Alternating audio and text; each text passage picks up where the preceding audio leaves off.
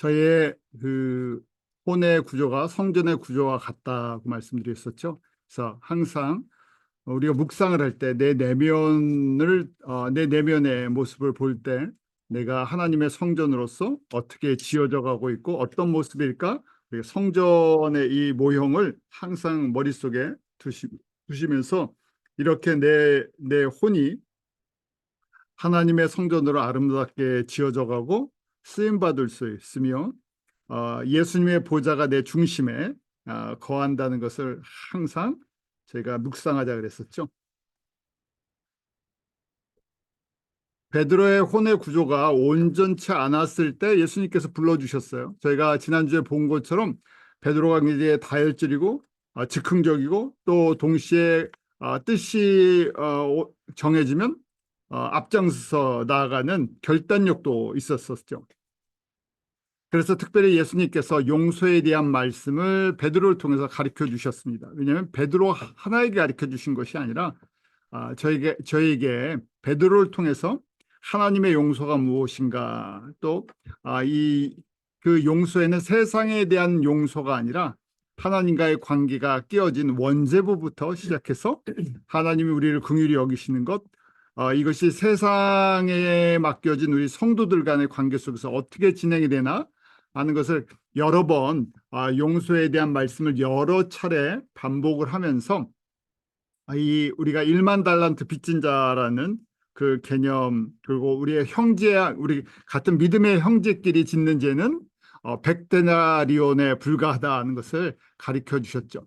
자, 이렇게 한번 또 가르쳐 주신 다음에 예수님께서 십자가를 지시기 전에 베드로의 그 자존심들을 깨뜨리는 자아를 깨뜨리는 그 사건들을 허락하십니다.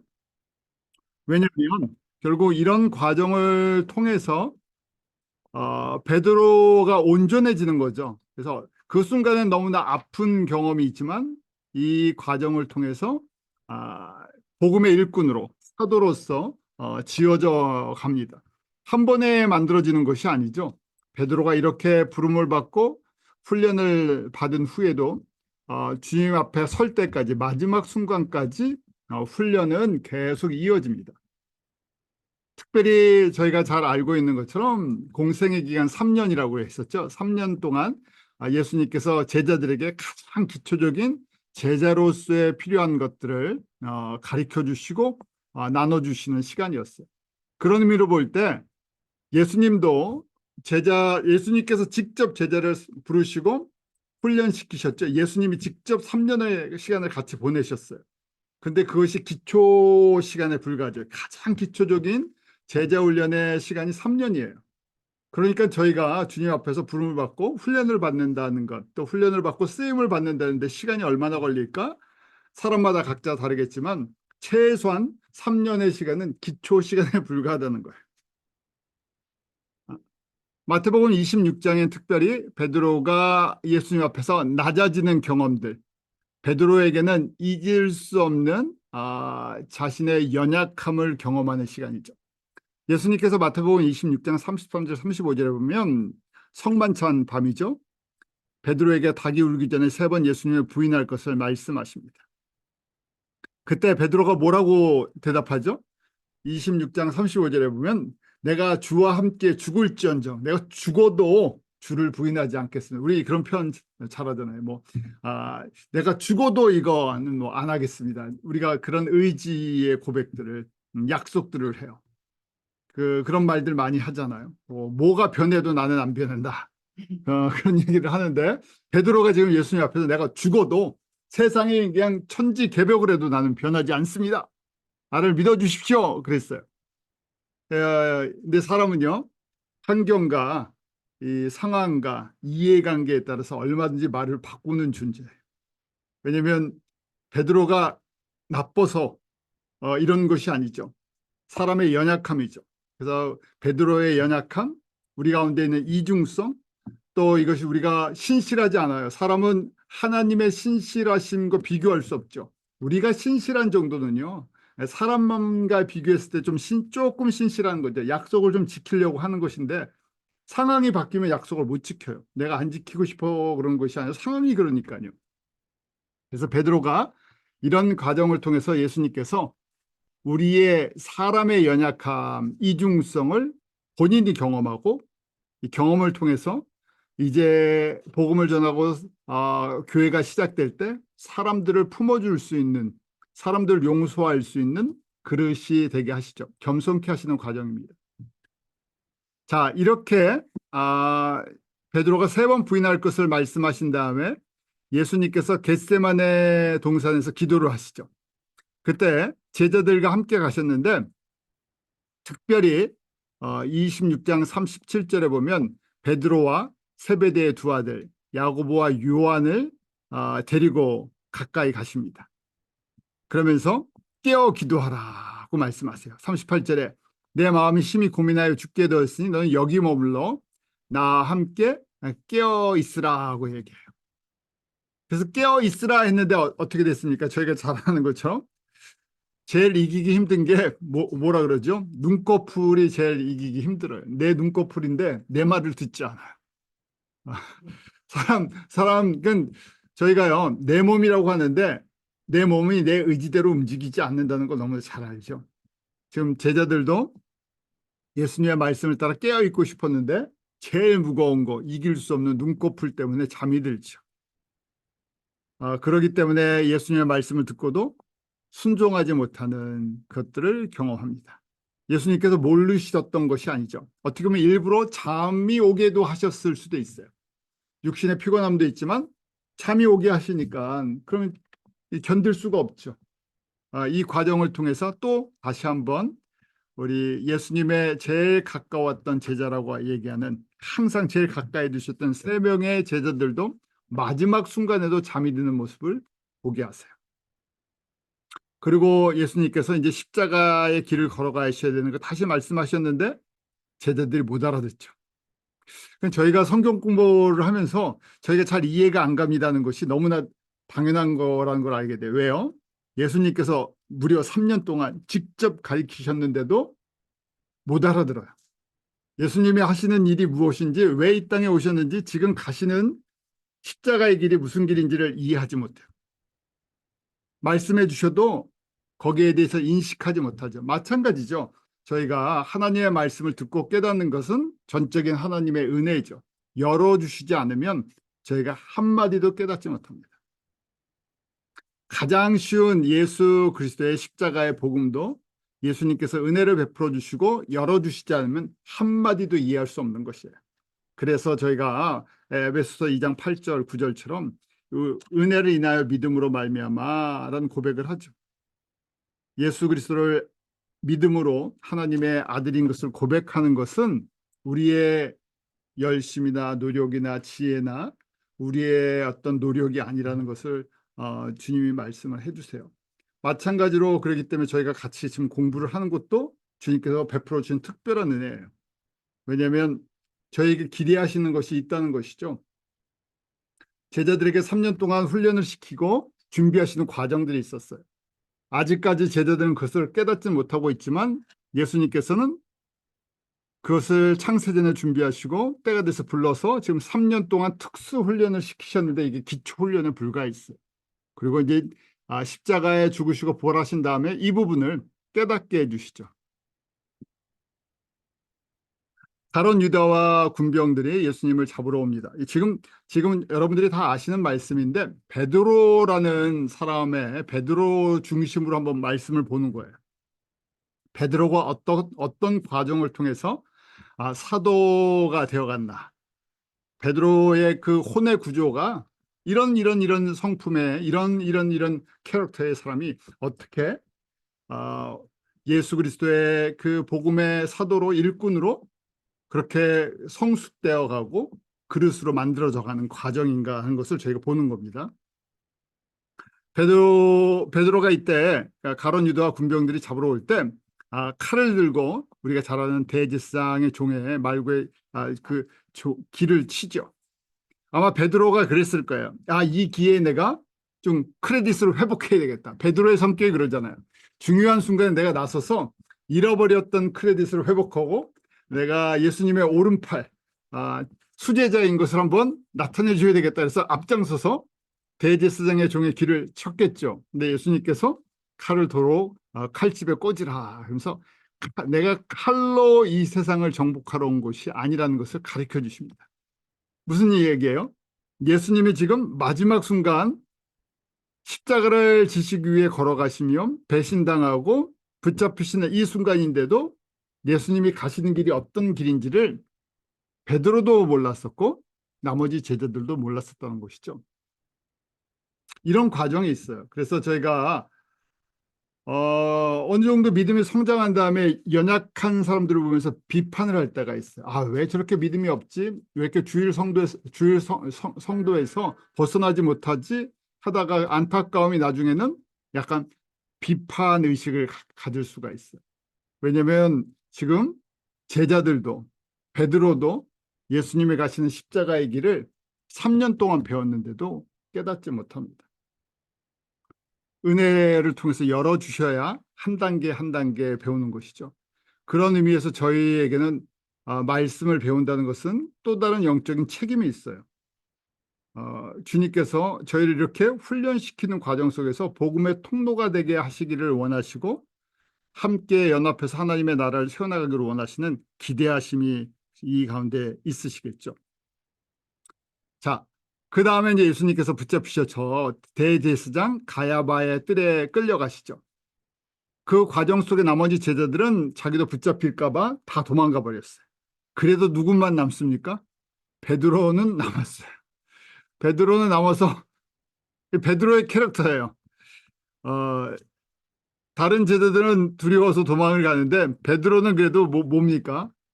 말한 게 있죠. 내가 죽을지언정 하면서 그래도 이제 의리가 좀 있어요.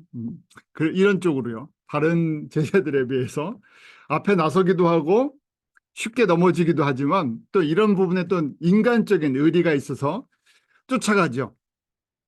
그때 여종이 이 베드로에게 질문하죠. 너도 갈릴리 사람 예수 함께 있었도다 하고 이야기를 합니다. 그러니까 70절에 베드로가 모든 사람 앞에서 부인했다고 얘기를 해요. 내가 무슨 말을 하는지 알지 못하겠다 하면서 I don't know 하면서 이렇게 발 빼는 슬쩍 발을 빼죠. 자, 그 두 번째 또 다른 여종이 또 질문을 하죠. 너를 보니까 이 사람은 나사렛 예수 함께 있었다 하고 분명히 또 얘기하니까 두 번째 더 강하게 부인을 하는데 72절에 보면 맹세하고라고 돼 있죠. 거기 보면 deny again with an oath라고 돼 있는데 맹세까지 하면서 부인을 해야죠. 강력하게 부인하는 거죠. 절대 죽을지언정 내가 예수님을 버리지 않겠습니다. 근데 죽을지언정 난 예수님을 부인하고 있죠. 강력하게 부인을 하고 있어요. 세 번째, 그 다음에 또 베드로에게 옆에 있는 사람들이 이야기하죠. 너 액센트가 너 그 갈릴리 출신 예수님과 함께 했던 사람이다 할 때 요번에 74절에 보면 베드로가 이제 저주까지예요. 그렇죠? 거기 보면 called on curse on이라고 되어 있죠. 저주까지 하면서 맹세를 해요. 이제 강력한 걸 떠나서 저주까지 하면서 여기서 벗어나려고 합니다.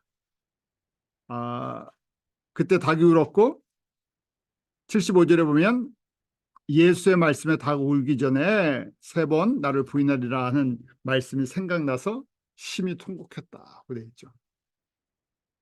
저희 이런 찬양도 있잖아요. 새벽 닭 울 때 그 하는 그 찬양이 있었는데 닭 울음소리만 나면 베드로가 어떻겠습니까? 이때부터 닭 울음소리만 나면 자기의 연약함을 기억하겠죠. 아무리 높은 자리에 아무리 인정을 받는 자리에 후에 예루살렘 교회에 목회자가 되고 담임 목사님이 되었다고 해도 닭울음 소리만 나면 무슨 고백을 할 수 있겠어요? 나는 예수님을 부인하는 정도가 아니라 저주까지 했던 그런 연약한 사람이라는 것이 기억나겠죠. 그래서 지금 이 보면 베드로는 쉽게 영향을 받기도 하고 또 쉽게 회개하기도 해요. 좋은 얘기로 얘기하면요. 이 혼의 문이 잘 열리는 사람. 우리 약간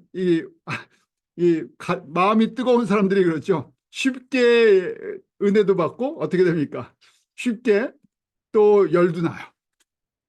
왜냐하면 문이 잘 열려서 그래요. 베드로도 그래요. 쉽게 문이 잘 열리니까 중요한 상황 속에 앞장도 서고 그 다음에 또 넘어지기도 해요. 그리고 바로 또 회개로 들어가요. 그러니까 어떻게 보면 굉장히 좋은 성품이죠. 왜냐하면 그런 것들을 오래 간직하지 않고 바로 깨달으면 바로 회개하고 눈물을 흘리고 이, 이, 이 혼의 문이 잘 열리고 닫히는 잘 열리고 닫히는 것보다 잘 열리는 사람이죠. 잘 열려요. 그래서 지금 이 안에 통곡을 했다 하는 것 속에서 또 쓴뿌리가 하나 자기의 그 교만했던 거, 자기가 맹세했던 거, 자기의 의지 이런 것들이 빠져나가는 시간이 되었겠죠. 부활하신 이후에 예수님께서 갈릴리에서 다시 또 제자들을 만나 주십니다. 저희가 베드로에게 초점을 맞춘다 그랬죠. 저희 베드로의 변화의 과정들이에요. 이런 어떻게 보면 다듬어지지 않은 그런 사람을 정말 믿음의 반석과 같은 사람으로 만들어 가시는 과정이에요. 요한복음 21장 저희가 잘 아는 것처럼 예수님께서 갈릴리 고기잡이라는 제자를 찾아오시고 153마리 잡는 사건이 있었죠. 그리고 식사하신 후에 그 베드로에게 질문을 하십니다. 유명한 너가 나를 사랑하느냐 하는 질문을 하시죠. 요한복음 21장 15절 이후에 3번 질문을 하세요. 거기에 보면 조밥 먹은 후에 베드로에게 질문하시죠. 내가 이 사람들보다 나를 더 사랑하느냐? 그러니까 베드로가 주여 그러하이다. 내가 주를 사랑하는 줄 주께서 아시나이다 하고 대답을 해요. 그런데 한글이나 영어 성경에는 그냥 내가 이 사람들보다 나를 사랑하느냐? 네, 내가 주님을 사랑합니다. 이렇게 대답하는 것처럼 들려요. 근데 원어로 헬라어 원어로 보면 예수님께서 아가파오, 네가 나를 아가파오 사랑하냐고 물어보세요. 아가파오는 우리가 잘 아는 아가페 사랑이죠. 하나님의 사랑, 모든 것을 다 드리는 사랑, 무조건적인 사랑. 너가 나를 무조건적으로 사랑하느냐? 그 아가파오하고 물어보셨을 때 베드로가 대답하기를 필레오라고 대답을 해요. 주님 아시는데 내가 아가파오 사랑하는 것이 아니라 필레오 사랑하지 않습니까? 주님이 알고 계시지 않습니까? 나는 환경에 따라서 상황에 따라서 변하는 사람입니다. 나는 사람의 수준, 형제 간의 이런 스승으로서 사랑하는 그 사랑만 합니다. 그런데 예수님께서 뭐라고 말씀하십니까? 그때 대답하시기를 내 어린 양을 먹이라고 돼 있어요. 그 어린 양을 먹이라 무슨 얘기겠어요? 양을 먹이라니까 목자가 되라 하는 얘기죠. 이렇게 고백을 했는데도 나는 너에게 내 어린 양들을 맡길 테니까 너는 이제 곧 교회가 시작될 거고 예루살렘 교회가 너는 목사가 돼야 된다, 목회자가 돼야 된다 하고 말씀하시다. 어린 양은 여기 램이라고 영어로 되어 있는데 헬라어로 아르니온이에요. 그 영적인 어린아이들이 많이 태어날 거예요. 오순절 성령님이 마시고 영적인 아이들이 많이 태어날 텐데 그 영적인 어린 아이들을 잘 먹이는 목회자가 되라고 말씀을 하셨어요. 자, 두 번째도 똑같은 다시 질문하세요. 16절에 보면 요한의 들 시몬아 내가 나를 사랑하느냐? 그러니까 베드로가 뭐라고 대답합니까? 주여 그러하이다. 내가 주를 사랑하는 줄 주께서 아시나이다. 똑같은 질문이에요. 두 번 질문했죠. 그때도 마찬가지로 예수님께서 질문하실 때 아가파오라고 질문하세요.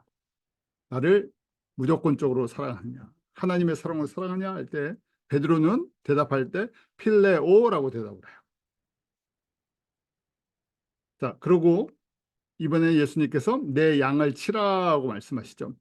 쉽이라는 표현을 쓰죠. 그건 프로바톤이라고 헬라어로 얘기하는데 양은 무리를 지어서 있죠. 그 다음에 항상 누가 돌봐줘야 돼요. 그래서 양을 치라 또 목회에 대한 말씀을 하세요. 이미 이렇게 너를 목회자로 이제 사도로서 목회자로서 내가 준비하고 있다고 말씀을 하시는 거예요. 세 번째 다시 질문하십니다. 21장 17절에 보면 세 번째 예수님께서 내가 나를 사랑하느냐 하니까 베드로가 어떻게 합니까? 똑같은 말을 세 번 물어보시니까 근심하여라고 돼 있죠. 왜 이렇게 질문을 하실까? 똑같은 걸 세 번 나를 너무 잘 아시는데 근데 이번에는 예수님께서 필레오라고 질문하세요. 아가파오라고 질문하지 않으시고 필레오 질문하세요. 사랑하니? 내가 너가 이렇게 사랑하는 거 안다? 하고 이제 질문을 하시는 거죠. 베드로가 걱정하면서 네, 제가 필레오 사랑합니다 하고 고백하죠. 이제 자랑하지 않고요. 내가 나를 내세우지 않죠. 자신의 한계를 정확하게 고백해요. 나는 여기까지 사랑하는 존재입니다 하고 고백을 하죠. 그러니까 예수님께서 내 양을 먹이라 하면서 또 말씀을 하세요. 무슨 이야기죠? 어떻게 보면 이 세 번의 과정을 통해서 베드로는 자신의 한계를 정확하게 깨닫고 고백을 해요. 더 이상 인간적인 힘을 의지하고 자기 자신을 드러내지 않죠. 자기의 정확한 한계를 알고 있어요. 예수님께서 그럼에도 불구하고 다시 한번 재차 두 번 물어보신 다음에 세 번째 너의 한계가 여기지? 그런데도 똑같은 사명을 주세요. 뭐냐면 완벽해서 사역을 맡기신 것이 아니라는 얘기죠. 거꾸로 누구를 절대적으로 의지해야 한다는 것이에요. 예수님의 은혜와 사랑을 절대적으로 의지해야 한다는 거예요. 왜냐하면 베드로가 할 수 있는 것은 필레오 사랑이에요. 그러면 결국 양을 칠 때 어떻게 되겠습니까? 필레오 사랑하면요, 환경에 따라서 양을 치다가 떠날 수 있어요. 우리가 그냥 일반적으로 얘기는 사꾼이 될 수 있는 거예요. 처음부터 사꾼이 되려고 했던 거 아니잖아요. 근데 한계예요. 사람은 환경이나 이해관계나 나의 어떤 꿈과 야망이나 이런 게 있으면 바뀔 수 있는 존재예요. 베드로는 정확하게 실패를 통해서, 계속된 실패를 통해서 자신의 한계를 예수님께 정확하게 고백하죠. 그럼에도 예수님께서 맡기십니다. 왜요? 베드로를 나중에 아가파오, 이렇게 사랑하는 존재로 주님께서 변화시켜 주실 거기 때문에. 마찬가지죠. 내가 변해야지 해서 내 의지로 아가파오 사랑하는 것은 아니죠. 은혜예요. 저희도 예수님 사랑합니다 할 때 고백할 수 있어요. 근데 그 사랑이 진짜 아가파오라고 고백할 수 있는 것은 전적인 주님의 은혜이죠. 나의 모든 것을 드리고 나의 생명, 나의 시간, 나의 물질, 나의 건강, 나의 살아가는 모든 목적이 예수님을 위해서 존재합니다 하는 지식은 알고 있지만 그것이 삶 속에서 고백되어지고 순종할 수 있는 것은 주님의 은혜고 하루아침에 되지 않는다는 거예요. 베드로도 예수님께 직접 배우면서 첫 번째 깨달은 것이 3년의 교육 과정을 끝나고 깨달은 것이 무엇입니까? 나의 힘으로 되지 않습니다. 그럼에도 불구하고 주님께서 나는 너를 그렇게 쓰겠다 하고 말씀하시죠. 그러면서 베드로에게 이런 말씀을 주세요. 21장 18절에 결론과 같은 거죠. 예언의 말씀이에요. 내가 진실로 네게 이르노니 젊어서는 내가 스스로 띠뛰고 원하는 것을 다닐 거냐. 아직 훈련이 덜 됐다는 거예요. 덜 온유했다는 거죠. 우리 온유한 자 말씀 잘 알고 계시죠? 팔복에 온유한 자가 되면 길들여졌다. 야생의 상태에서 이제 길들여져서 주인의 말을 듣는 거예요. 젊어서는 베드로가 지금 순종이 덜 됐어요. 자기 의지대로 살아요. 알고 계시죠? 그래서 필레오 사랑합니다. 이제 베드로도 깨달았어요. 나는 필레오 아직 온전히 순종하지 못합니다. 그런데 예수님께서 어떻게 하신다고요? 늙어서는 내 팔을 벌리니 남이 내게 띠띠우고 원치 않은 곳으로 데려가리라. 늙어서 내 팔을 벌리니 하면서 팔을 벌린다는 건 십자가에 매달린다는 얘기죠. 예수님께서 십자가에 달리신 것처럼 베드로도 하늘의 밀이 돼서 생명을 살리기 위해서 자기 자신이 희생될 거라는 것. 그런데 그것이 자신이 과거에 원했던 세상의 성공과 예수님을 통해서 어떤 새로운 나라가 되면 내가 한자리 하겠다는 그런 것에서 벗어나서 이제 복음 때문에 예수님의 복음이 필요한 곳에 복음을 전하다가 이렇게 십자가에 거꾸로 죽음을 당할 것을 예수님께서 말씀해 주시는 거죠. 예수님께서 이렇게 기초 훈련 3년을 통해서 베드로에게 전인격의 변화가 필요한 것을 깨닫게 해주시고 오래 참아주세요. 알고 계시죠? 베드로의 연약함을 알고 계시고 베드로에게 그것을 깨닫는 시간을 주셨어요. 저희도 그래서 어떻게 보면 예수님 믿고 누구나 다 넘어지는 경험을 해요. 쓰러지는 경험도 하고 그 과정이 깨어지는 경험을 해요.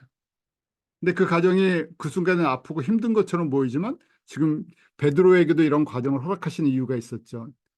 예수님께서 다듬어지지 않은 상태로 쓰실 수가 없기 때문에 그래요. 결국은 그것이 주님이 주님의 그릇을 만드는 과정이라는 걸 알게 돼요. 그 순간은 아프지만 그 순간에는 너무너무 베드로가 얼마나 자존심이 상했겠어요? 얼마나 낮아졌겠어요? 이런 과정을 통해서 주님께서 인격의 변화라는 쓴뿌리가 빠져나가는 과정들을 허락하시죠. 모세도 마찬가지잖아요. 우리가 모세 너무나 잘 알고 있죠. 어떨 때 사람들이 질문을 해요. 저희가 세상에서 공부한 것, 경험한 것이 꼭 필요한 것입니까? 일찍 예수님 만나서 세상 경험 안 하고 내가 쓰임 받았으면 정말 더 잘 쓰임 받을 수 있었을 텐데 그런 표현들을 하는데 예수님께서 쓰시기를 원하는 장소, 그릇, 환경에 따라서 만드는 과정들이 그릇을 만드는 과정들이 다르죠. 모세도 저희가 잘 아는 것처럼 40년 동안 애굽의 왕자로 살았어요. 그런데 그때는 자신이 가장 뛰어난, 가장 지혜로운, 그래서 이스라엘 사람들을 이끌 수 있는 유일한 지도자라고 생각했죠. 자신의 능력으로, 자신의 힘으로 자신이 판단할 때 애굽에서 가장 뛰어난 이스라엘 사람이라고 생각을 했어요. 그런데 그것이 한 군인을 죽이고 나서 철저히 낮아지는 훈련을 무려 40년 동안 미디안 광야에서 합니다. 미디안 광야에서 40년 동안은 아무것도 아닌 존재라는 것. 너무나 낮아져서 예수님 이제 나중에 여호와 하나님께서 나타나셔서 힘을 주시고 증거를 주시고 능력을 주셔도 너무나 어떻게 보면 너무나 연약한 할아버지가 돼버렸어요. 아무것도 못합니다. 그러니까 화를 내시는 것이 아니라 거꾸로 대원제로 모세 형 아론까지 붙여주세요. 그런데 그 모든 것이 쓸모없는 가정이었습니까? 아니죠. 왜냐하면 80세 출애굽의 지도자가 됐을 때 애굽의 왕과 만나서 이 대적을 할 수 있는 정도의 어떤 지성과 그다음에 실력과 경험과 모든 걸 갖춘 사람이 모세 외에는 사실은 없죠. 그런데 그것이 내 인간의 힘으로 하는 것이 아니라 철저히 여호와의 힘을 의지하고 순종하기를 원하셨기 때문에 무려 80년이라는 시간을 훈련을 시키셨어요. 그래서 지금 그때까지 예수님이 오래 참으시고 기다려 주시죠. 베드로도 마찬가지. 베드로가 굉장히 연약한 부분이 있는데 참으시고 또 기회를 주시고 또 변화될 수 있는 환경들을 만들어 주시면서 그러면서 또 사역도 맡겨 주시면서 끌고 가시죠. 처음에 바울이 이것을 깨닫지 못하였고 부닥쳤었죠. 왜냐하면 완전히 변하지 않은 베드로의 모습을 보면서 그 이중적인 모습을 보면서 베드로를 공격을 했었죠. 그런데 나중에 시간이 지나서 바울도 겸손한 모습으로 변화되는 것을 보게 돼요. 자, 이 과정 속에 정말 필요한 것이 이게 사람의 일이 아니라 하나님의 일을 하나님의 방법으로 하나님의 능력으로 행하게 하세요. 저희가 교회의 일은 그렇습니다. 복음의 일은 그렇습니다. 사람을 통해서 하시는데 사람이 하는 일이 아니죠. 하나님의 일이에요. 삼위 하나님이 계획하셨고 주인공이 주체 되시는 분이 삼위 하나님이에요. 그중에 예수님이 그 실행자로 수행자로 움직이시죠. 예수님이 부활하신 다음에 제자들에게 5번 지상 사명, 우리 그레이트 커미션을 5번을 주셨어요. 사도행전 1장 3절에도 지금 부활하시고 이제 승천하시기 전이죠. 40일 동안 뭐 하셨나? 해 받으신 후에 십자가의 죽음을 당하시고 부활하신 다음에 저에게 확실한 부활하신 다음에 많은 증거로 친히 사심을 나타내사 40일 동안 부활하신 증거를 보여주셨죠. 그리고 나서 40일 동안 하신 일이 무엇인가? 하나님의 나라의 일을 말씀하셨다 그래요. 가장 중요한 이제 성령님이 오실 거고 교회가 세워질 텐데 너희들 나를 증거하는 부활의 증인들이 해야 할 일이 무엇인가를 가르쳐 주셨다는 거예요. 하나님의 나라의 일이 무엇인가? 사도행전을 통해서 가르쳐 주시는 거예요. 그러니까 사도행전이 그만큼 중요합니다. 교회의 본질은 무엇인가? 지금 예수님께서 부활하신 다음에 말씀하신 이 지상 사명이에요.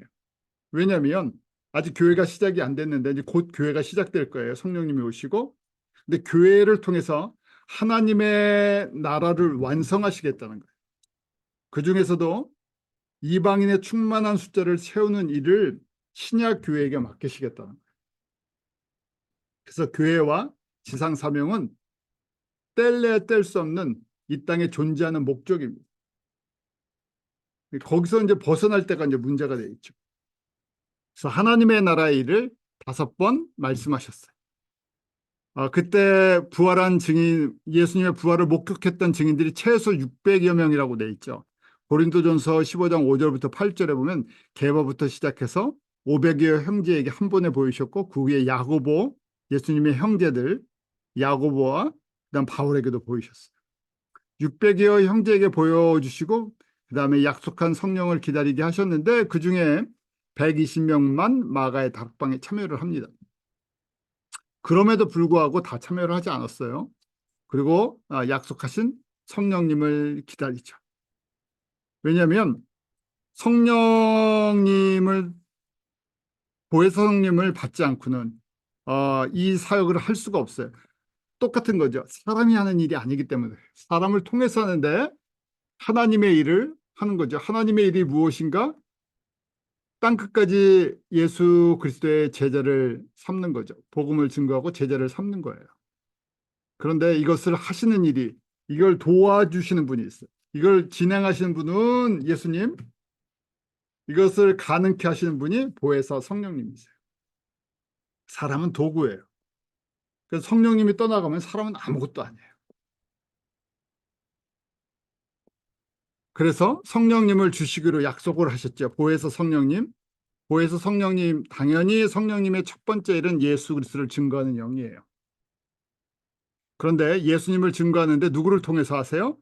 사람을 통해서 하세요.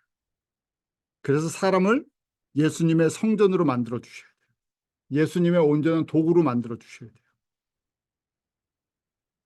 그 과정이 우리가 카디아를 청소한다, 마음을 청소한다, 좀 넓으로 혼을 청소한다, 성전을 청소해야 돼요. 왜요? 사람이기 때문에 과거에 내 마음의 다른 주인들을 섬겼죠. 청소하지 않으면요. 다시 옛 주인으로 돌아가요. 옛 것을 사랑해요. 꼭 광야의 성도들이 조금만 어려움이 있으면 어떻게 됩니까? 옛날이 하면서 애굽 생활을 그리워하죠. 옛날이 하면서 애굽에서 먹었던 것, 애굽에서 즐기던 것을 사모하게 돼요. 조금만 어려우면요. 그러니까 이 카디아가 우리의 혼이 정리가 되지 않으면 조금만 어려우면 어떻게 됩니까? 내가 왜 예수님 믿고 무슨 생각해요? 내가 왜 사서 이 고생을 하고 있지? 그냥 적당히 예수님 믿고도 잘 사는 사람들 많은데 왜 예수님 믿고 내가 헌신한다고 시간도 물질도 내 소중한 것도 드리면서 그러면서 왜 내가 이렇게 어렵게 하지 하는 생각을 할 수 있겠어.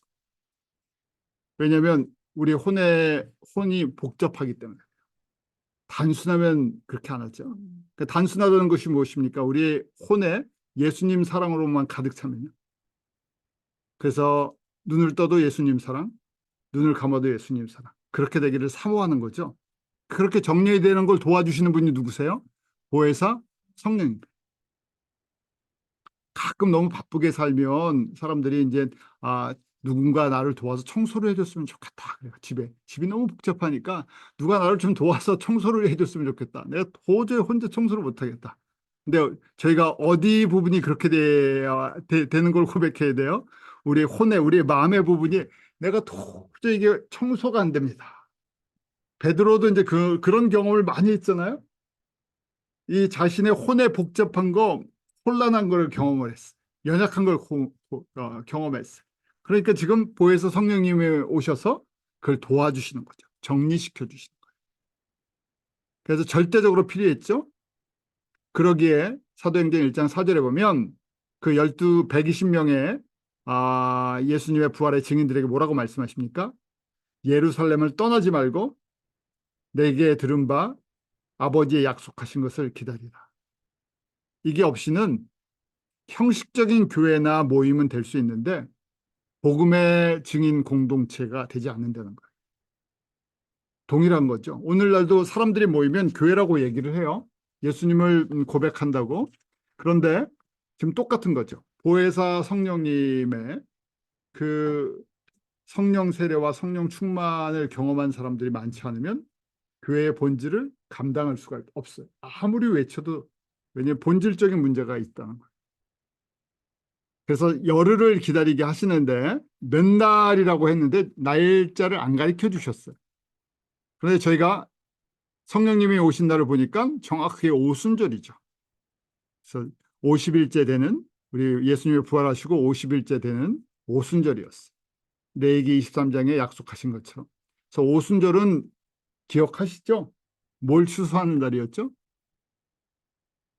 저희는 너무 많이 들어서 기억을 잊어버리실 수도 있고, 파라구에에 계신 목사님들은 처음 들어서 이게 무슨 말인가 처음 들어갖고 제가 절기를 이야기를 하니까, 저희는 그래도 욤키포, 이제 로시아시나 다가오잖아요. 욤키포 너무나 쉽게 들었던 건데 그분들은 진짜 처음 들으니까 달력을 설명해 드리니까 달력, 세 가지 달력, 밀력, 성력, 우리 현대력 하니까 이게 막 머리가 막 꼬이시는 것 같고, 절기 말씀해 드리니까 뭐 혼돈스러우신데 저희는 너무 잘 알고 계시죠? 초실절에는 원래 농사절기예요. 초실절에는 뭘 추수했죠? 보리를 추수하고, 오순절에는 밀을 추수해요. 오순절부터 시작해서 4개월간, 이게 성경의 3월 달이거든요. 4개월간, 그래서 성경의 저 3월 달부터는 4개월이 지나서 4, 5, 6, 7월 달이 될 때, 우리 성경의 7월 달이 바로 지금 9월과 10월. 그래서 나팔절이 있고 속죄절이 있고 장막절이 있죠. 자, 밀을 추수하는 것부터 이제 여름 추수가 시작이 되는 겁니다. 오순절. 그래서 4개월 동안 추수 기간. 정확하게 이방인 추수를 위해서 이 기간을 허락하셨어요. 자, 보혜사 성령님이 왜 오셔야 되나? 사도행전 1장 8절, 신명기 16장 16절에 보면 이방인들에게 복음을 전파하기 위해서. 왜냐하면 성령이 임하시면 성령님께서 권능을 주세요. 성령님의 첫 번째 목적은 무엇인가? 예수 그리스도를 증거하시는 거예요. 그래서 저희가 권능이라는 것이 두나미스, 헬라어로 두나미스, 다이너마이트라는 뜻이에요. 폭발적인 힘을 갖고 있어요. 사람은 연약한데 우리 안에 역사하시는 성령으로 말미암아 폭발적인 능력, 세상을 변화시키는 능력이 나타나요. 사람을 변화시키는 능력이 나타나요. 누구 안에서요? 성령님 안에서. 그래서 예수 그리스도를 증거케 하시죠. 자, 그러니까 예수님을 증거하는 것은 성령님이 하시는 거예요. 그리고 사람들이 성령의 권능을 받아서 예수의 증인이 되게 하세요. 이 말씀을 수행할 수 있도록 해주세요. 성전이 되는 것은 거룩해지는 것이 목적이 아니라 하나님의 영광이 나타나야 되죠. 하나님의 영광이 나타난다는 것이 무엇인가? 바로 지금 예수가 그리스도이신 것이 성전을 통해서 증거가 되는 거예요. 근데 그 안에서 누가 일을 하셔야 돼요? 성전 안에서 내가 일을 하는 게 아니라 성령님이, 보혜사 성령님이 일을 하셔요. 그러니까 보혜사 성령님, 파라클레토스의 특징이 있죠. 인격적이신 분인데 항상 옆에 계세요. 그래서 어떻게 해야 된다고요? 우리가 마음의 문을 열고 초청을 해요. 의지하고 그분의 도우심을 계속 구해야 돼요. 그러려고 옆에 계세요. 그러니까 친해지셔야 돼요. 안 계신, 보이지 않는데 보이시는 분처럼, 멀리 있는 것이 아니라 내 옆에 있는 것처럼 계속 친하면, 저희가 진짜 친하면 아주 미주알 고주알 작은 얘기까지 다 하죠. 그것처럼 계속 대화를 하셔야 돼요. 자, 약속하신 것처럼 이 보혜사 성령님이 오순절에 임하십니다. 오순절은 유대인들이 지키는 3대 절기 중에 하나라 그랬었죠. 신명기 16장 16절에 보면 1년 중에 무교절, 유월절, 그다음 칠칠절을 우리가 이제 지금 이 오순절이라고 하죠. 오순절, 그다음 초막절. 이 3대 절기에는 여호와의 택하신 곳 성전에 와서 예배를 드려라 하고 명령을 만들어 놨어요. 그 역대하 8장 13절에도 1년에 세 절기, 무교절, 칠칠절, 초막절, 다시 말씀드리면 유월절, 오순절, 그다음에 나팔절, 그 시기에는 꼭 그중에 한 번은 와서 성전에서 예배를 드리게 했어요. 이게 신실한 사람들이에요. 왜요?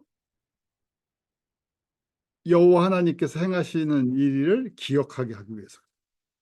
저희가 사람들이 갖고 있는 달력이 있고 시간의 그 시계가 있죠. 저희가 갖고 있는 달력은 성령이에요. 예수님께서 우리의 인간의 시간 속에서 어떻게 움직이시나 하는 걸 보고 배우는 것이 성경의 달력이고 성경의 절기예요. 왜? 중심이 예수님 중심으로 돌아가기 때문에 그렇죠. 자, 디아스포라를 준비하십니다. 그래서 주전 586년에 바벨론에서 남유다가 멸망을 하죠. 그리고 바벨론과 알렉산드리아, 그리스, 이집트 왕국으로 흩어집니다. 그래서 디아스포라 유대인의 역사는 주전 586년이라고 이제 볼 수가 있어요. 약 500년 동안 예수님 오시기 전 500년 동안 전 북아프리카와 중동에 다 흩어져 살게 됐죠. 근데 그 이유가 무엇인가? 복음의 증인들을 만드시려고 그 일을 행하셨던 거예요. 물론 이스라엘 사람들이 우상을 섬겼기 때문에 징계를 받는 과정 속에서 바벨론의 포로가 됐어요. 그런데 그 너머에는 이 유대인들을 디아스포라가 되게 해서 이민자가 되게 해서 전부 흩어놓으셨어요. 왜요? 예수님이 오셨을 때 이 유대인들이 복음의 징검다리, 복음의 다리가 돼서 이방인들에게 복음을 전하는 도구들로 쓰게 해주시려고 이 주변 지역으로 흩어주셨다는 거예요. 그런 의미에서 제가 북미에 있는 우리 한국인 크리스천들 이 특별한 사람들이라고 특별한 하나님의 역사 속에서 저희가 이민의 역사가 이제 120년이 좀 넘었죠. 120년이 좀 넘었는데 그렇게 준비를 해놓으셨어요. 그래서 오순절날 보면 예루살렘의 성전에 모였던 사람들, 디아스포라 유대인들을 보면 15개 지역에서 온 사람들이에요. 그 주변의 나라에서 다 왔죠. 그중에 신실한 사람들, 또 유대교에 개종했던 사람들. 보통 열심 아닌 사람들은 못 오겠죠. 자신의 가장 중요한 시간에 이렇게 오순절 때 절기를 지키기 위해서 왔던 사람들이에요. 그때 성령님이 임하시죠. 자, 이런 과정들이 다 있었어요. 그래서 저희의 각각 우리가 믿음의 여정들을 보면 특별히 한국에서 이 북미 땅으로 옮겨 주실 때 각자 다른 사연들이 있었지만 큰 그림으로 보면 오순절 때 디아스포라 유대인들을 통해서 이제 복음이 이방인 지역으로 넘어가게 하는 통로가 되게 하시죠. 또 예수님이 십자가를 지실 때 구레네 시몬이 함께 십자가를 지게 하는데 구레네 시몬이라는 사람은 리비아, 오늘날 리비아 출신의 유대인 디아스포라였어요. 그래서 어느 때보다도 예수님 다시 오실 때 우리 한국 그리스도인들, 우리 한국인 성도들, 디아스포라 성도들을 이 초대교회 성도들처럼 이렇게 사용하실 걸 믿음의 눈으로 바라보는 거예요. 그 비전이 있어요. 너무너무 중요한 시기에 저희들을 불러주셔서 저희가 지금 이곳에서 말씀을 보면서 다시 예수님께서 교회에게 맡겨주신 이 사명을 한번 다시금 저희가 묵상하죠. 저에게 두 가지가 필요하죠. 우리 성전이 우리 속사람이 보혜사 성령님으로 청소가 돼야 돼요. 그러면 우리를 통해서 예수님이 맥시멈 증거되실 거예요. 이 비전을 가지고 저희가 주님 앞에 내 자신을 드리고 주님께서 그렇게 사용하시기를 제가 소망하면서 드리는 고백이 있기로 합니다. 기도하겠습니다. 하나님 참 감사합니다. 이 밤에 주님의 말씀을 함께 베드로의 삶의 과정, 베드로의 훈련의 과정을 통해서 함께 나누게 해주시면 감사합니다.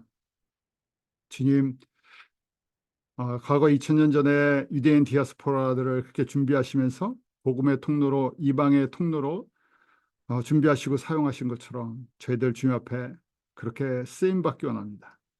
주님께서 예수 그리스도의 복음을 듣게 하시고 하나님의 자녀 삼아주시고 특별히 저희를 북미 땅에 옮겨주셔서 여러 가지 훈련을 받게 하시고 이제 주님 오실 때가 가까운 이 시대에 저희들 깨어있게 하시며 우리의 삶이 주님 앞에 거룩한 성전으로 지어져 가게 하시고 저희들을 통해서 오직 성령님 맥시멈 예수님이 증거될 수 있는 통로로 쓰임받는 복을 누리게 하여 주시옵소서. 우리의 모든 것, 우리의 인격, 우리의 삶의 모든 것을 십자가 앞에 내려놓습니다. 주님 장중에 붙잡아 주시고 날마다 성령님과 교통하면서 성령의 새롭게 하심으로 말미암아 주님께서 마음껏 쓰실 수 있는 도구 되게 하여 주시옵소서. 감사하며 예수님 이름으로 기도하옵나이다.